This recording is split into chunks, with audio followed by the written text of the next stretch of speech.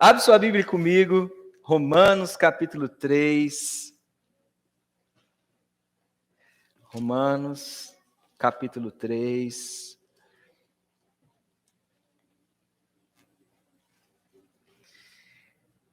Eu gostaria de ler com você a partir do versículo 23.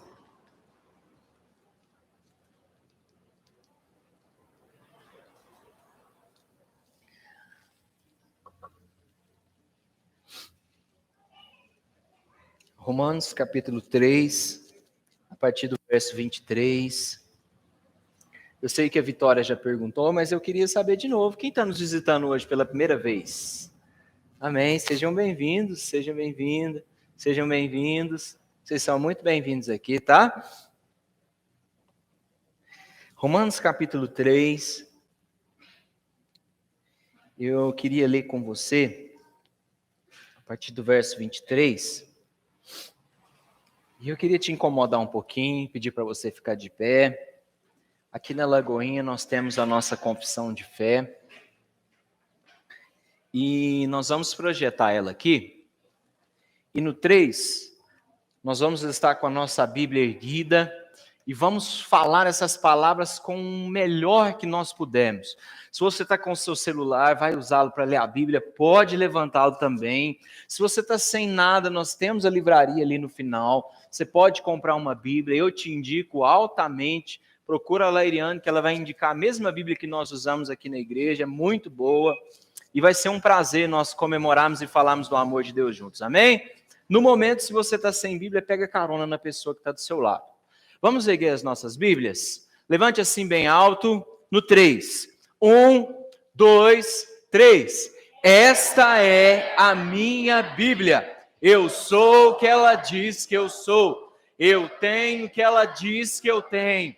E eu posso fazer o que ela diz que eu posso fazer. Hoje eu serei tocado pela palavra de Deus. Eu audaciosamente confesso que a minha mente está alerta e que o meu coração está receptível para receber da incorruptível, indestrutível e sempre viva semente da palavra de Deus. Eu nunca mais serei o mesmo. Nunca, nunca, nunca. Em nome de Jesus, amém. Abraça sua Bíblia. Senhor, nós te louvamos, Pai, porque temos a Tua palavra agora, Senhor, repousada no nosso coração. Em muitos lugares do mundo, Senhor, muitas pessoas cultuam, Senhor, às vezes segurando um pedaço de folha da Bíblia, porque não podem tê-la por inteiro, mas nós te louvamos porque aqui no Brasil nós podemos, com toda a nossa liberdade, cultuar e falar que nós amamos a Bíblia. Nós te pedimos que o Senhor nos abençoe nessa noite, para que a Tua palavra, Senhor, fale aos nossos corações e juntos nós possamos, Senhor, obter aquilo que melhor o Senhor tem para nós. Nós te pedimos que, Senhor, acima de qualquer visão, acima de qualquer revelação, de qualquer manifestação de dons, a Tua palavra seja prioridade da nossa vida. E hoje nós queremos nos entregar diante de Ti, e por isso oramos em nome de Jesus, amém.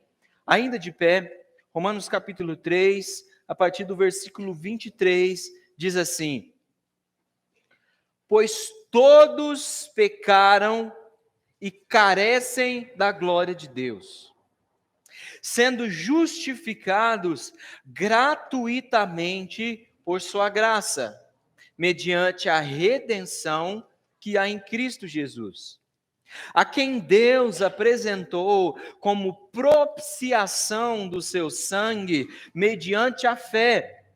Deus fez isso para manifestar a sua justiça, por ter ele, na sua tolerância, deixado impunes os pecados anteriormente cometidos. Tendo em vista a manifestação da sua justiça no tempo presente, a fim de que o próprio Deus seja justo e o justificador daquele que tem fé em Jesus. Você pode se sentar, ficar à vontade. Esse mês nós tiramos para falar de um assunto muito importante para nós como igreja. E esse assunto é justiça de Deus. Você pode repetir isso comigo? Justiça de Deus. Na semana passada nós falamos que o nosso conceito de justiça, ele é muito estranho. Mas justiça, em palavras mais simples, nada mais é do que nós chegarmos diante da presença de Deus sem medo. Vou repetir de novo, porque eu quero que você grave isso até o final desse mês. Justiça de Deus é nós chegarmos na presença de Deus sem medo. Desde que o mundo é mundo, o homem peca, amém? Desde o dia em que Adão, infelizmente, ele comeu do fruto e ele não poderia ter comido, do dia que Eva comeu do fruto que ela não deveria ter comido, eles pecaram.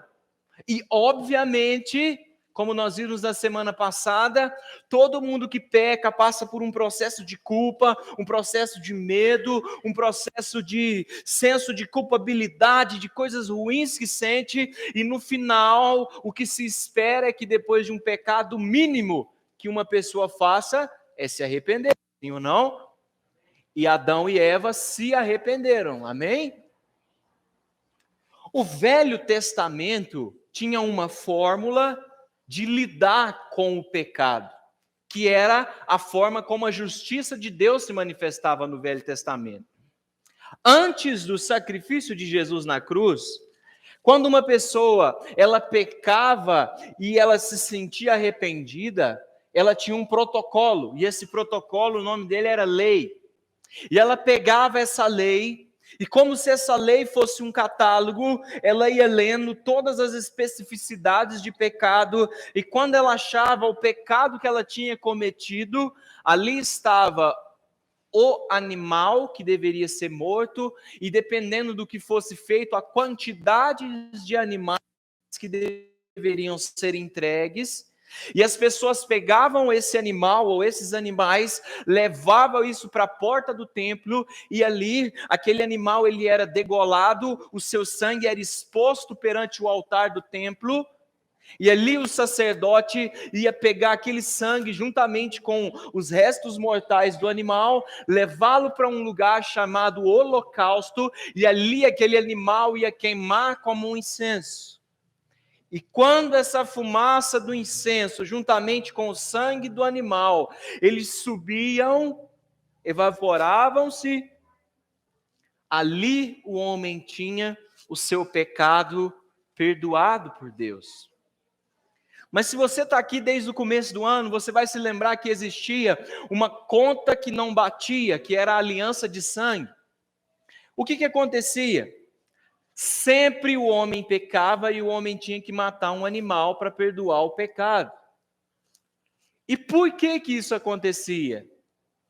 Porque o animal que estava sendo morto era um animal diferente da espécie que havia pecado. Um homem, uma mulher haviam pecado e um cordeiro é que estava sendo entregue.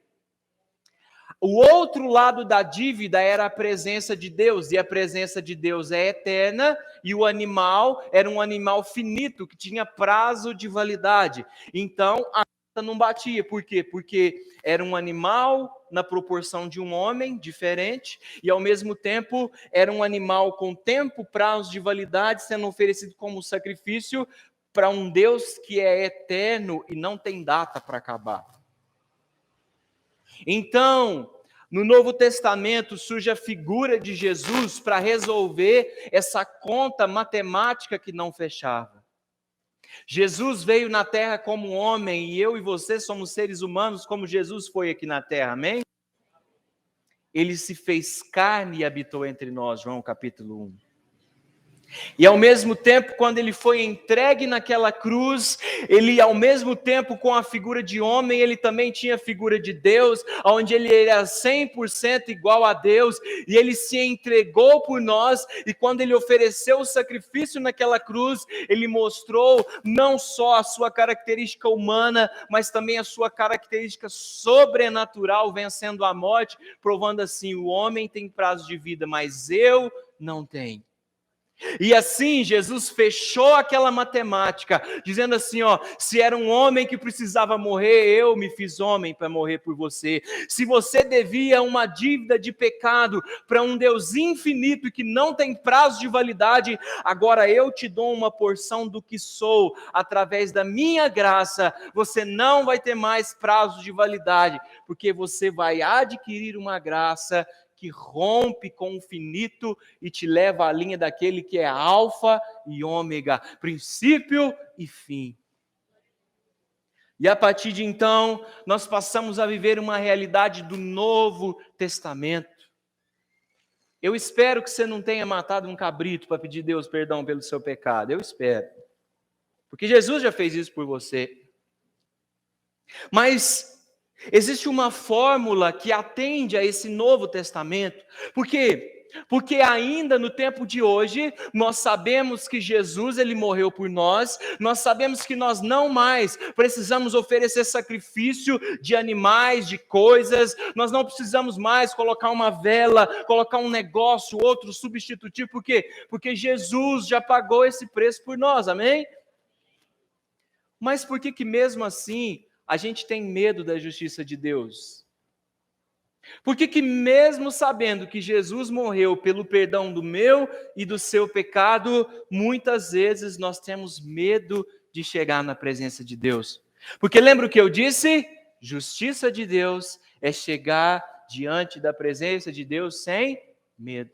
Agora olha o que diz o versículo 23. Pois todos pecaram e carecem o quê? Da glória de Deus. Versículo 24, sendo o quê? Justificados gratuitamente por sua graça, mediante a redenção que há em Jesus Cristo, a quem Deus apresentou como propiciação do seu sangue, mediante a fé.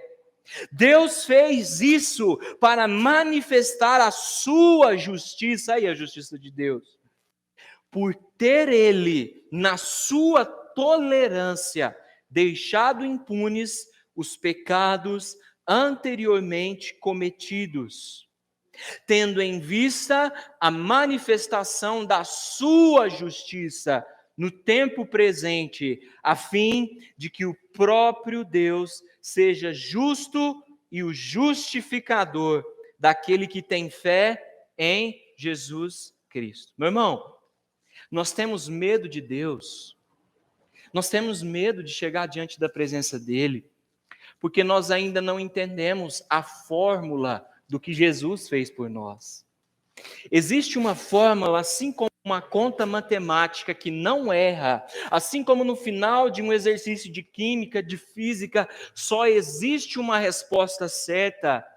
Existe uma fórmula que a justiça de Deus funciona e nós precisamos entendê-la. O versículo 23 diz que todos pecaram, não é isso?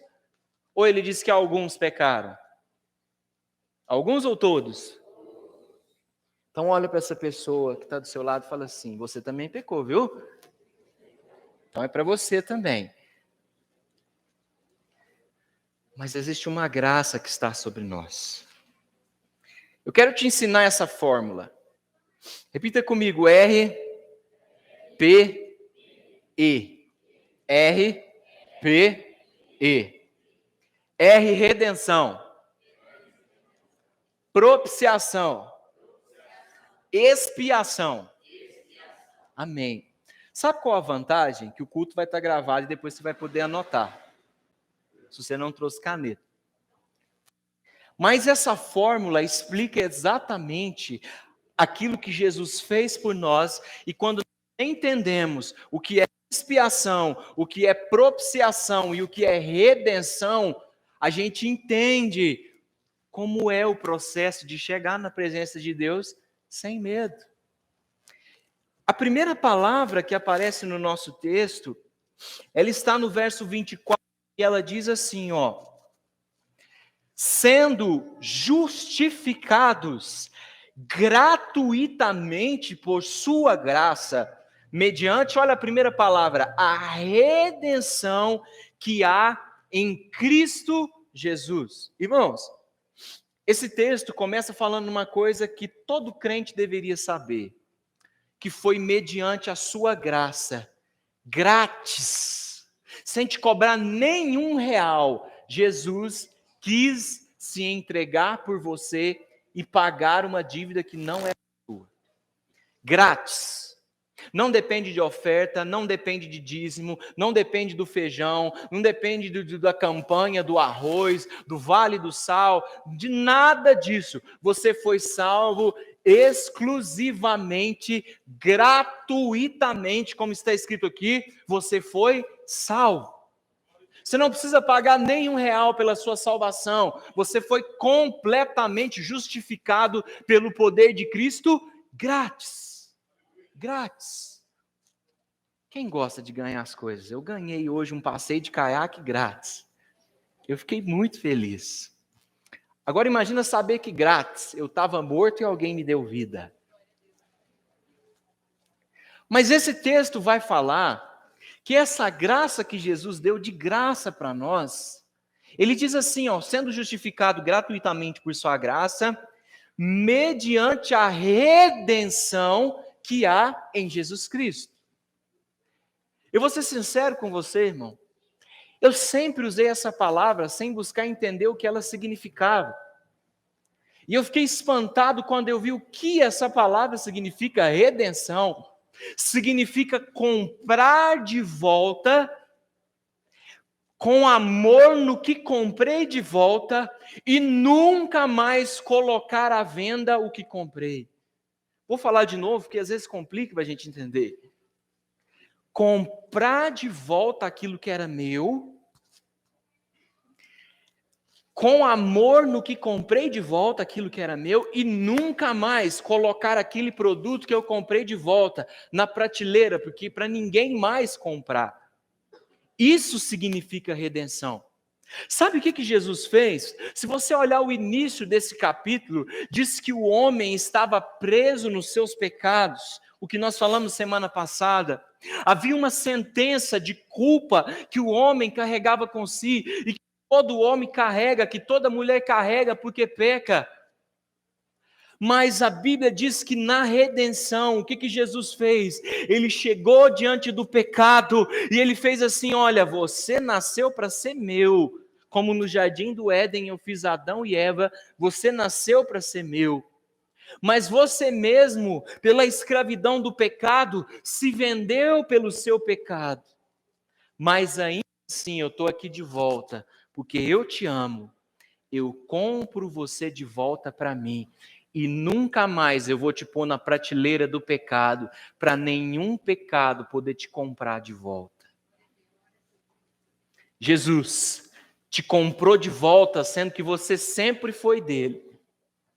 Jesus teve amor por você, porque essa compra não foi por nenhum interesse, porque a Bíblia diz que nós não valemos nada, nós somos como pó. O que é o homem diante de Deus? A Bíblia diz que a terra é o escabelo dos seus pés, então você não tinha nada para oferecer para Deus. Por amor ele foi lá e te comprou de volta, e ainda colocou assim, ó, esse aqui eu não vendo mais, essa aqui eu não vendo mais, porque eu amo e eu não quero nunca mais ver esse ser humano que eu criei, longe dos meus caminhos, longe da minha presença.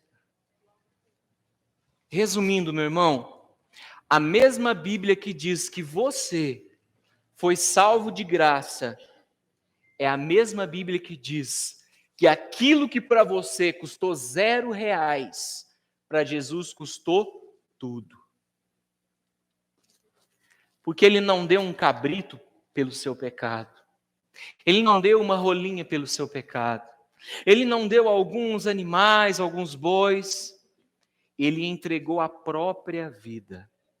João capítulo 1 diz que ele desceu do céu, ele deixou a glória do seu trono para ser cuspido pelos homens, ele deixou a glória de toda a sua majestade e poder para assumir uma forma de homem, homens que têm características genéticas, prazo de vida, se ficar sem tomar banho, fede mesmo.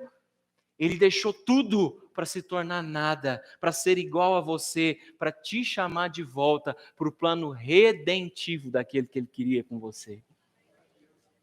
Você foi salvo de graça, meu irmão, mas não joga o que Jesus Cristo fez por você fora, porque para ele custou tudo.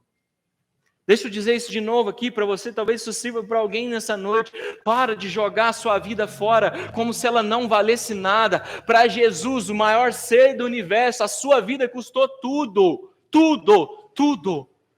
Ele não derramou apenas lágrimas, ele derramou o sangue dele por você, meu irmão. A sua vida vale mais do que você imagina. Talvez você mesmo não valoriza aquilo que Jesus está fazendo por você, mas ele te amou a preço de sangue.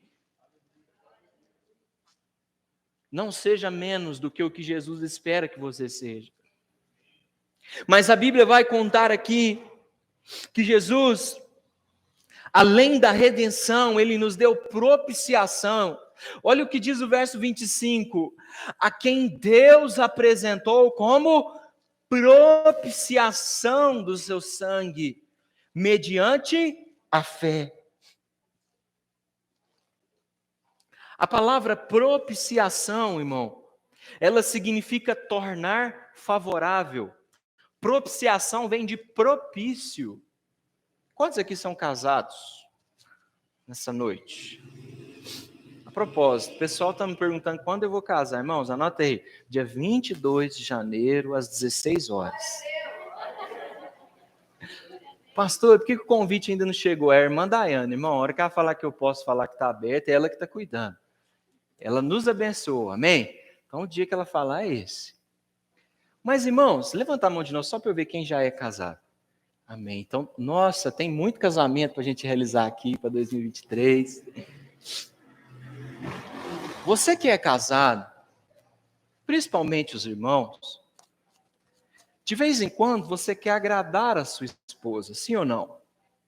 Faz parte desse romance entre marido e mulher, para você ter uma noite feliz, legal com a sua esposa. Muito antes do encontro lá à noite, primeiro durante o dia, você tem que tornar um ambiente propício para que o amor, o ambiente de amor aconteça, não é verdade? Os rapazes aí, tem alguns casais que vão começar a namorar aqui na igreja. Se você é um deles, me procura, quero orar por você. Mas os meninos, quando vão conversar com a moça, vão falar, olha, eu quero namorar você. Ele não vai chegar da noite para o dia e falar assim, ó, quer namorar comigo? A menina vai correr, vai assustar. O que ele vai fazer? Primeiro, ele vai tornar o ambiente propício.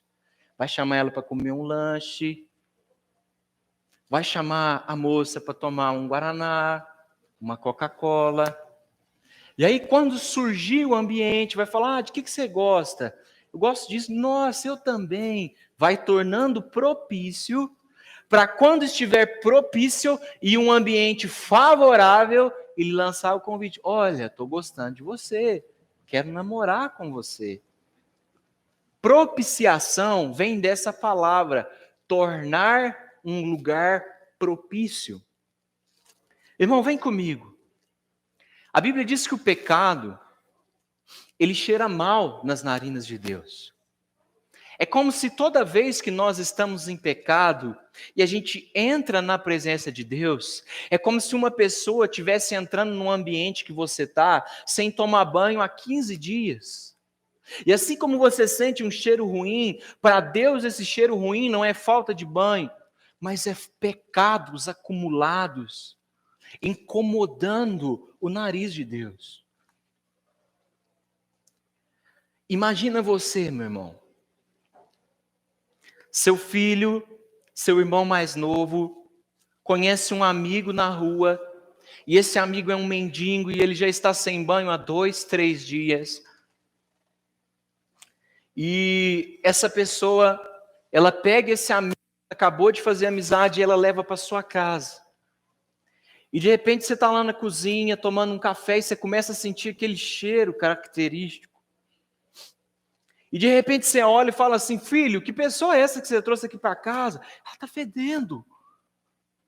E ela fala: mamãe, esse amigo aqui é a pessoa que eu acabei de conhecer, eu trouxe ele para casa. Meu irmão, essa pessoa que eu acabei de conhecer, eu trouxe ela para casa. Você, se você for muito de Deus, em vez de mandar essa pessoa embora, você vai falar assim: ó, dá uma toalha para essa pessoa e manda ele tomar um banho.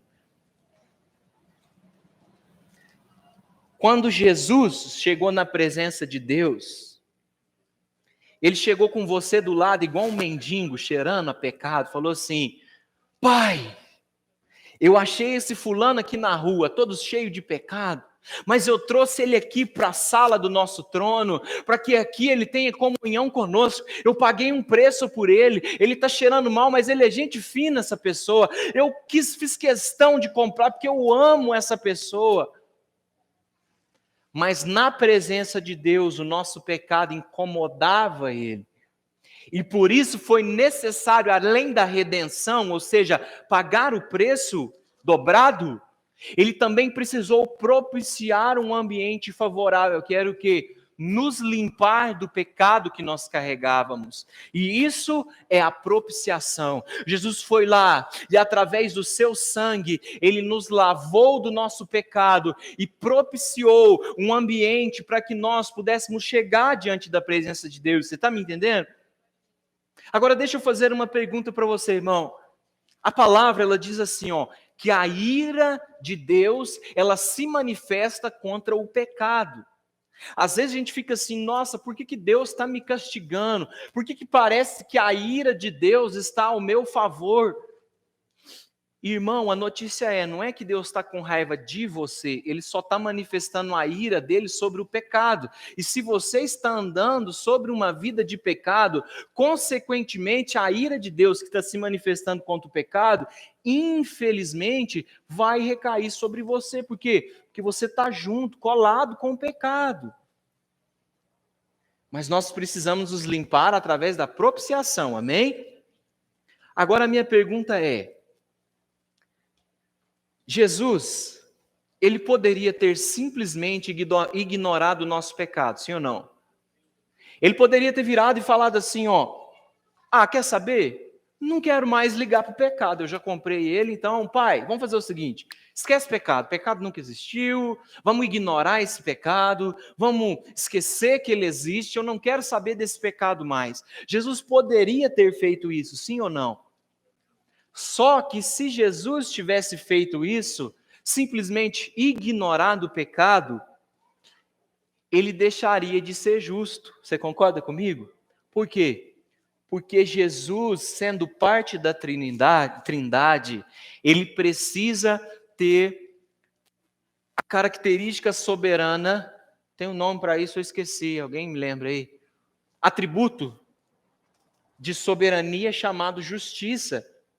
E se Jesus ignorasse simplesmente o pecado e fingisse que o seu pecado não existiu, ele estaria se tornando injusto. E então, como uma medida de justiça, além da redenção, naquela cruz, ele nos deu a propiciação. E o que foi isso? Ele desceu, morreu por nós, pagou aquela conta, te lavou, para falar assim, ó, agora você está não mais ignorado do pecado, você está justificado pelo pecado e limpo pelo pecado. Jesus poderia, em outras palavras, ignorar o pecado, mas ele preferiu pagar a dívida e te limpar do pecado. João, onde você está querendo chegar com isso? Agora eu preciso que você tenha amor nas minhas palavras. Segura a cadeira aí e se prepara, porque vai doer. Se Jesus não abriu uma exceção nem para ele de ignorar o pecado, mas ele preferiu descer e pagar pelo nosso pecado, Deixa eu te fazer uma pergunta. Se ele não abriu exceção para ele, você acha que ele vai abrir exceção para o seu pecado? Você acha que Jesus vai abrir exceção para a vida que você está levando fora dos padrões dele? Porque a Bíblia diz que Jesus tem um atributo chamado justiça. Ou seja, Deus trabalha com princípios. Ele instituiu a Bíblia como nossa regra de fé. Se eu ando fora da palavra, eu estou chamando a justiça de Deus ao meu desfavor. E deixa eu te dar uma notícia, se você está vendo muita pregação te falando que ele vai ignorar o pecado, ele não vai, porque ele não ignorou nem para ele. Ele preferiu descer do céu e vir aqui pagar a dívida. Ele não vai perdoar eu e você, irmão. Coloca amor nas minhas palavras, mas muitas vezes tem gente dizendo assim, não, eu vou levar a minha vida mais ou menos, porque eu sei que Deus é um Deus perdoador, sim, mas Ele também é um Deus de justiça. Eu quero levar a minha vida mais ou menos indo na igreja, mais ou menos fazendo outra coisa. Eu quero levar o meu relacionamento mais ou menos de um jeito. Eu quero levar a minha vida mais ou menos dessa forma. Eu quero ser um pouquinho disso, um pouquinho daquilo. E eu vou levando mais ou menos, porque assim, afinal de contas, Jesus é tão bom, meu irmão. Jesus, ele é bom, ele é amoroso, mas ele é justo.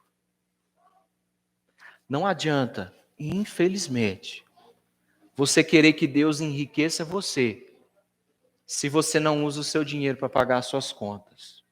Isso é um princípio. Não adianta você querer receber presentes nessa terra, de pessoas nessa terra, se você também não abençoa ninguém, porque existe um princípio na Bíblia falando que é dando que se recebe. Não adianta você querer ser amado pelas pessoas, se você não ama as pessoas, porque a Bíblia nos ensina o quê? Amai uns aos outros como eu os amei.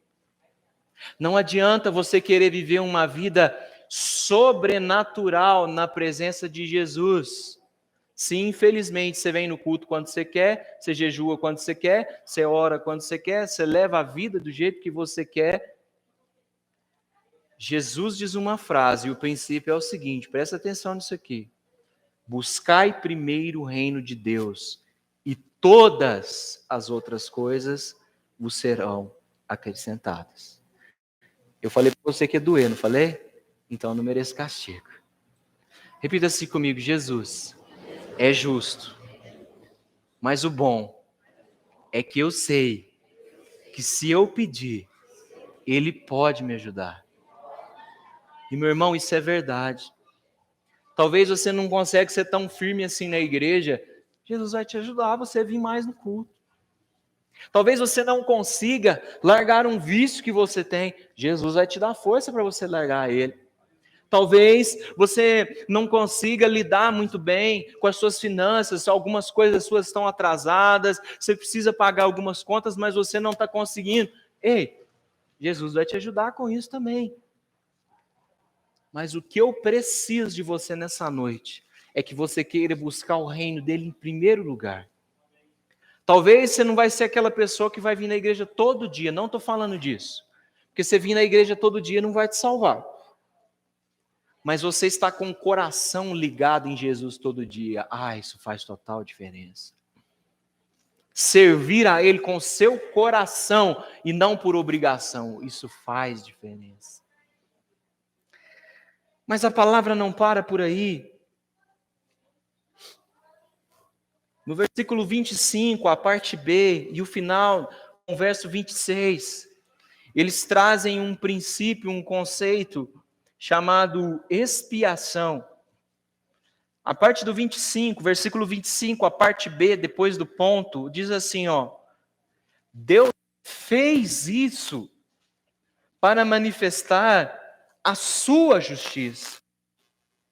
Por ter ele, na sua tolerância, deixado impunes os pecados anteriormente cometidos, tendo em vista a manifestação da sua justiça no tempo presente, a fim de que o próprio Deus seja justo e justificador daquele que tem fé em Jesus. A palavra expiação, no termo original, significa cobrir por cima, esconder, encobrir por cima de modo a não ficar visível. E quando nós lemos esse texto, ele está explicando o que Jesus fez, aquilo que eu acabei de falar. Ele morreu, ele se entregou por nós, ele nos derramou seu sangue naquela cruz, e agora, ao mesmo tempo que ele é justo, porque ele te ama e ele te salvou, ao mesmo tempo ele também vai ser o seu julgador no dia do juízo final, e ele vai te julgar. Mas o princípio de expiação, ele explica exatamente o final do que Jesus fez por nós. Essa palavra não está escrita aqui no texto, mas ela é um princípio teológico que se baseia no final do verso 25 e no verso 26. Olha o que Jesus fez. Expiação, pelo que nós vemos, é quando nós colocamos algo por cima, de modo que fica praticamente invisível aquilo que eu estou fazendo, porque eu coloquei algo por cima. E quando Jesus se entrega naquela cruz por nós, espiritualmente, é como se ele estivesse fazendo isso. Eu não servi ao exército, eu fui dispensado, você deve imaginar o porquê. Mas eu já vi filmes de guerra, eu já vi aquelas propagandas de alistamento. E normalmente os soldados, eles estão com um uniforme, todos com aquele uniforme malhado, verde, amarelo, aquela cor assim, bem característica do exército. E normalmente, para dar aquele ar de energia, na filmagem de alistamento, se você é homem, você vai lembrar um pouco mais, sempre os soldados aparecem tudo sujos de barro, levantando de algum lugar, como se eles estivessem voltando de uma missão. E eles estão tão bem uniformizados e ao mesmo tempo tão sujinhos de barro, que você sabe que ali tem um exército, mas você não consegue identificar o rosto de ninguém, porque está todo mundo parecido. Espiritualmente, quando Jesus se expiou por nós, o que ele fez não foi com barro, mas foi com o seu sangue.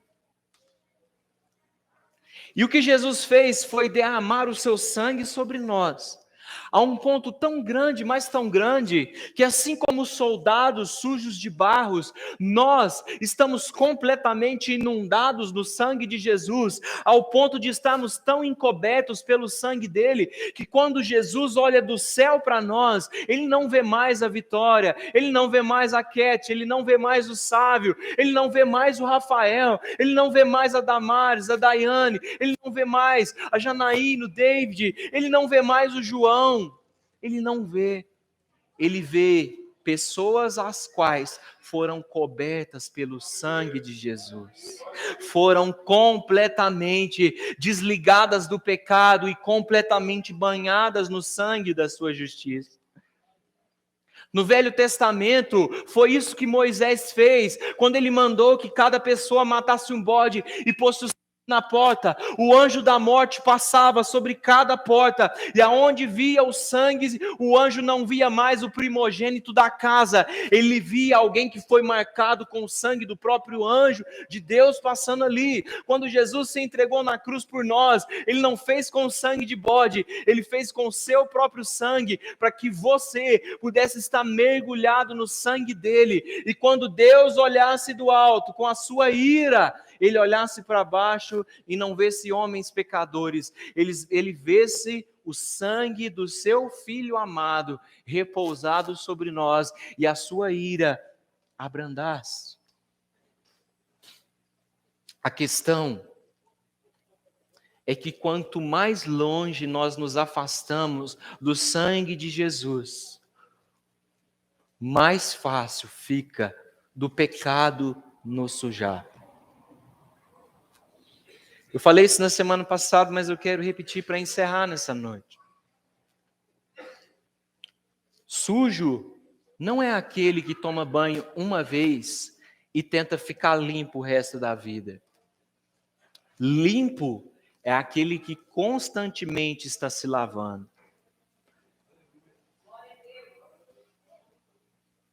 O pecado na vida do crente tem que ser um acidente. Você não deve viver pecando. Mas de vez em quando ele vai acontecer. Mas quando ele acontecer, você vai se limpar no sangue de Jesus. O que nós temos que decidir nessa noite, e entender nessa noite, é que Jesus pagou o preço. Ele nos limpou. E depois de nos limpar, Ele nos ungiu com o seu sangue. E a minha decisão e a sua é muito simples. Querer viver esse propósito. Querer viver essa história. Querer constantemente estar rendido, propício e expiado pelo sangue de Jesus. Eu quero te convidar para você ficar de pé, meu irmão. Nós vamos cantar uma canção.